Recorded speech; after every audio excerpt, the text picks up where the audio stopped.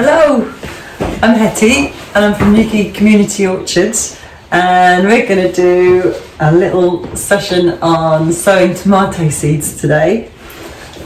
So there'll be a list of equipment at the bottom of this film, so you'll be able to join in when you want to plant some seeds. But going through what we need for today is you'll need some sort of container to put your seeds in. I've got a nice proper seed sowing box there, but you could use anything. It might be an old takeaway box, an old ice cream box. You'll also need something to grow your seeds in, and the technical term is a growing medium, but it just means something like compost or soil.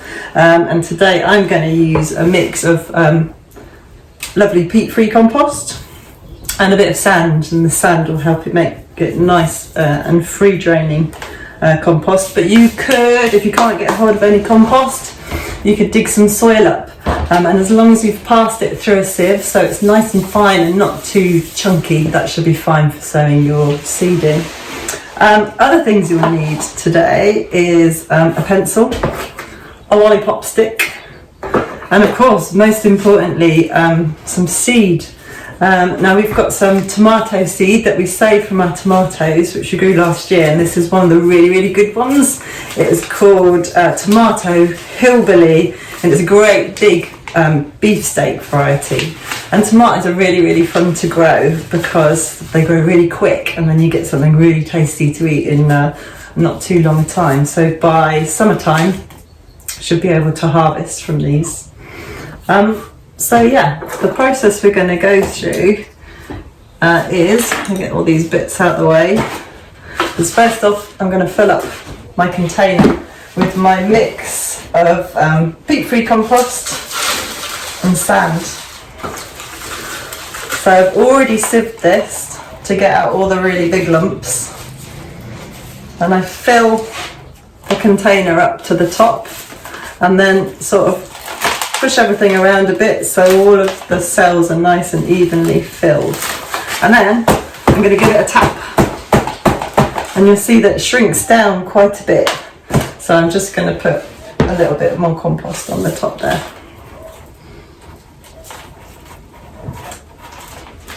And I'm going to give it another tap. Okay, so that's my compost and my container sorted. So now I'm going to take my seeds. Now with seeds, a few things to make sure of is sort of read a bit about what you're going to grow and find out what they're going to need later on, and make sure you're growing something that you really want to eat too, because then you're going to be able to use it later. So another thing with seeds, with some seed packets, bought seed packets, you might get some instructions on them, but not all of them. And this packet has just got a description of the seed and nothing else about it. It's useful to find out when is a good time to sow the seed, because springtime is generally a good time, but other things might need to be sown at a different time of the year. Another thing, useful tip to remember, when you're sowing seeds, especially if you haven't got any instructions, the depth you plant the seed at often correlates to how big the seed is. So if it's something quite big, like a pea, about a centimetre in diameter, you want to plant it as deep as that pea, so it needs to go a centimetre in the ground. These, I'm going to come a bit closer, are quite small, tiny tomato seeds, so I'm not going to plant these very deep at all.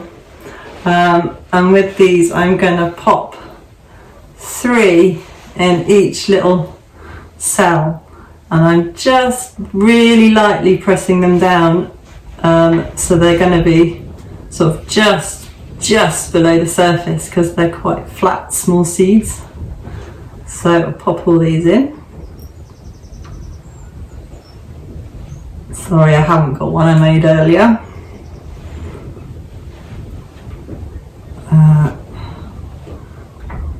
So all those go in there. Okay, and then last step, I'm just going to sprinkle a bit of compost over the top again. And then very lightly just firm them down, not too heavily, but I just want to get rid of any sort of air pockets that might be in those cells, and the seeds nice and safely tucked away under the surface. Next thing I'm going to do, so I make sure I know if I'm sowing lots of seeds, I need to make sure I know what I've put in here. So I'm going to label this tomato hillbilly,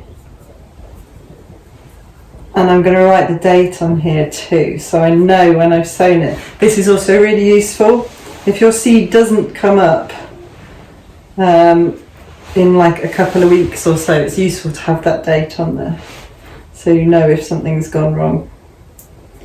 So I'm going to pop that in there. And my last step is a little tip for when you're sowing seeds. It's really good, especially with small seeds, to water them from below, because if you water them from above with a watering can, you might knock the seeds out of the tray. So I'm going to leave these to soak, and the water will soak up through the bottom of this container. I'll just leave like that overnight, and then hopefully my seeds will get growing away. I'm going to put this in a nice sunny spot in the greenhouse where it's warm and there's plenty of light, and those seeds should start coming up in the coming weeks.